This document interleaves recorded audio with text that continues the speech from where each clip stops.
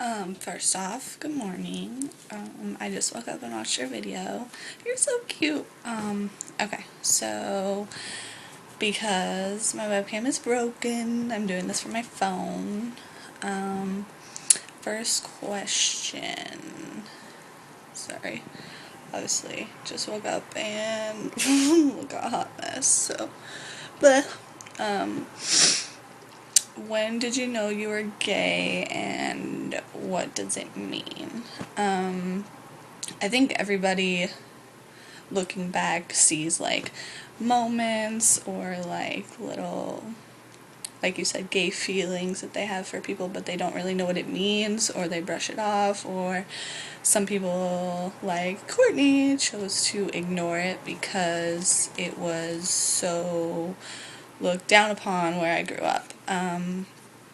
I would have to say, though, that the first time I was like, boom, this is who I am and it feels good, my best friend of 4 or 5 years, one night we got like really drunk and she was like, hey, I think I might be gay, blah blah blah, so we were just like hanging out and whatever, and we messed around, and then she was like, I really care about you, but I misjudged those feelings, you're just my best friend, blah blah blah. But I was like, boom, I'm gay, this is what I want to do. And so, I mean, after that I was like, maybe I'm just bi, blah blah blah. I was like super confused child in high school. So I actually ended up still dating guys and messing around with guys and girls. The girls was in secret because a lot of the girls I messed around with either weren't ready to come out or didn't want to ever come out. They just, I don't know, thought it was cool to kiss a girl and like it. Okay, next question. Where would you travel? And let's see. I've always wanted to see the world. Fucking hair. Seriously. You're a hot wreck this morning. Sorry. I've always wanted to travel the world.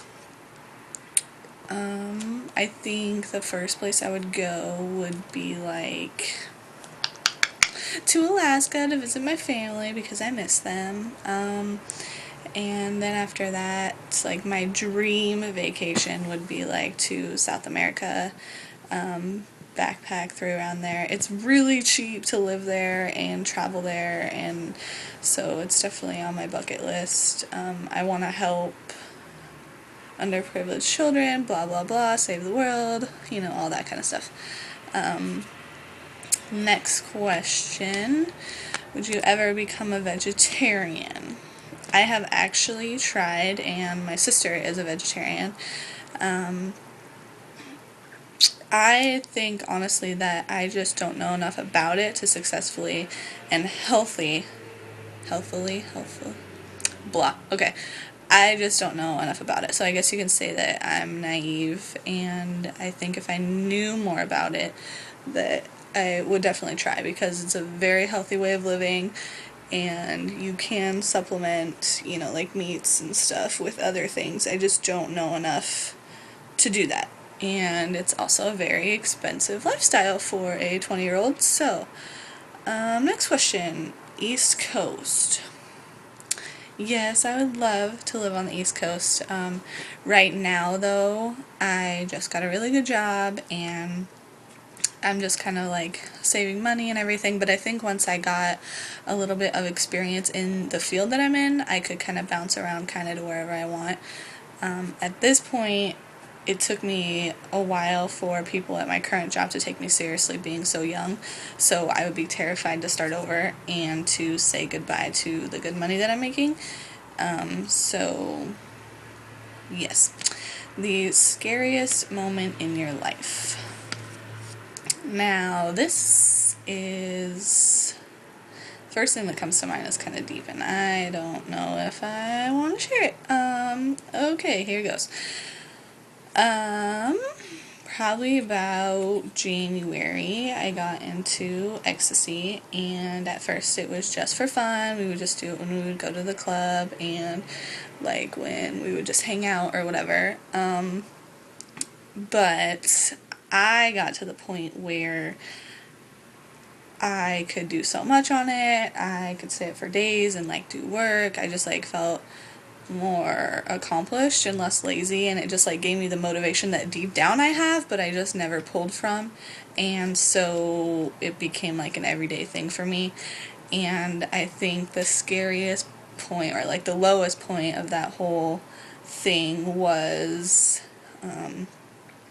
one night, like 2.5, 3 months in of doing it like almost every day. I just kind of like, I actually finally had like a bad high, and I just like cried for like hours and hours, and I couldn't control it, and I didn't know why. And so like after that I just kind of quit and like was thinking about it, and then I like researched it and like learned more about the actual drug, and it just like fucks with your emotions, it fucks with how you handle stress, like it really messes you up. And so I just kind of haven't gone near it, haven't touched it, haven't even really wanted to, just because, I don't know, I'd like to consider myself a healthy person, and obviously that wasn't healthy. And also, I believe that during that time I was with somebody, and during that time it clouded heavily our relationship and what that person meant to me.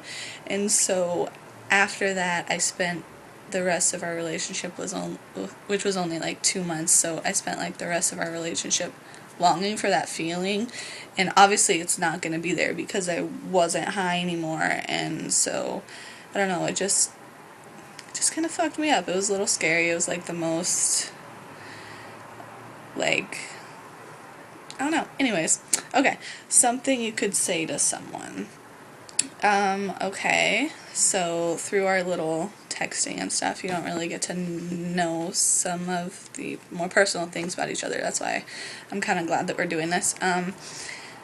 I don't know my dad, and so I've honestly been very terrified and almost like, I don't know, nervous / like I want to meet you. So I think something I could say would just like, I just have all these like unanswered questions, and I know that it affects my view towards men in general, and my view towards like having a partner in life in general, just because of the whole situation, and like feeling rejected or feeling like abandoned, whatever. Like there's some deep-rooted issues there. And so I guess I would just like ask him why, or like, you know, like obviously it's not me. I've watched enough Oprah to know that it's not me that he left, it's my mom, whatever. But at the same time it is me, and so it's like, why wouldn't you take the time to get to know your daughter?